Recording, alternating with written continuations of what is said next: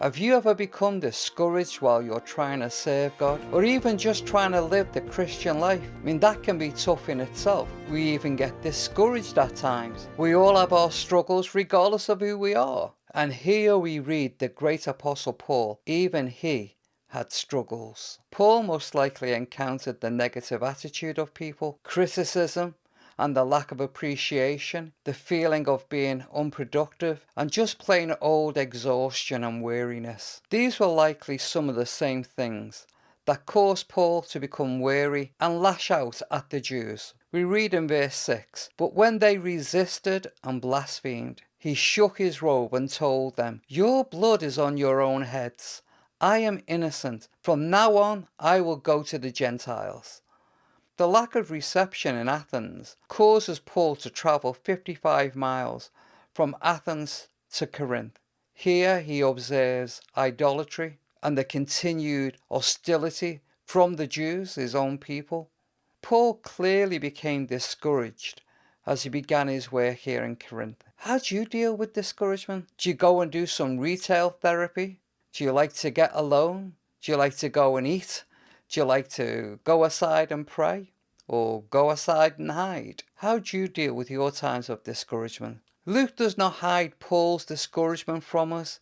He lays it out there for us all to see. But Luke also takes great care to allow us to see that God recognized Paul's discouragement and God intervenes with Paul. We read in verses 9 to 10 this: "One night the Lord spoke to Paul in a vision. 'Do not be afraid. Keep on speaking. Do not be silent, for I am with you.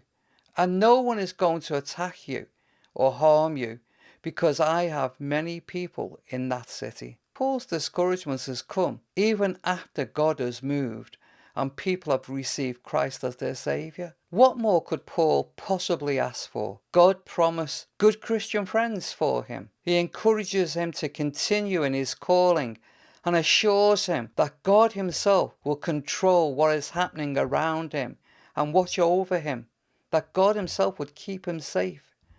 The Lord ministering to Paul through that vision was a tender moment for that weary apostle. It was exactly what he needed. Paul was afraid and tempted not to speak in the light of the conflict around him. Paul needed some fresh encouragement and a fresh encounter with Jesus Christ. What Paul received was a deeper love to replace a great fear, a gift of courage to replace caution, an abiding presence in alarming circumstances, an unlimited help against ultimate hurts, a freedom from loneliness in fellowship with Christ and other believers.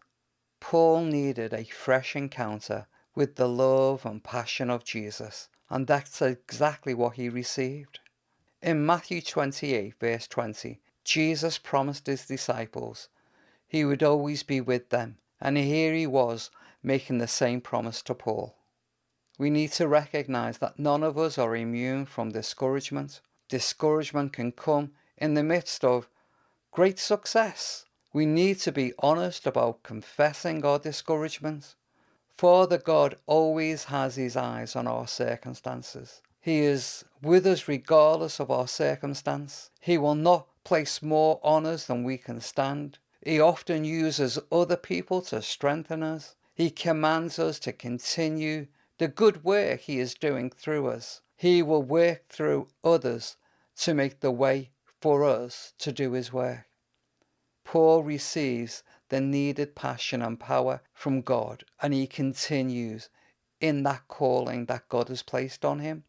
Paul continues to talk to the Jews and to the Gentiles, and he experiences many successes as he continues in his ministry. My friends, I want us to understand as we read these verses that Jesus is perfectly faithful to Paul. And we can see that Paul is right back on track.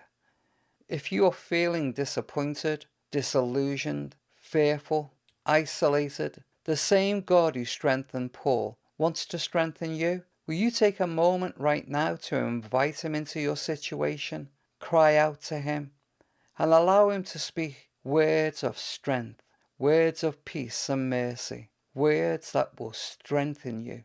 The phrase saying, God, who met with Paul, longs to meet with you, even now. God bless you.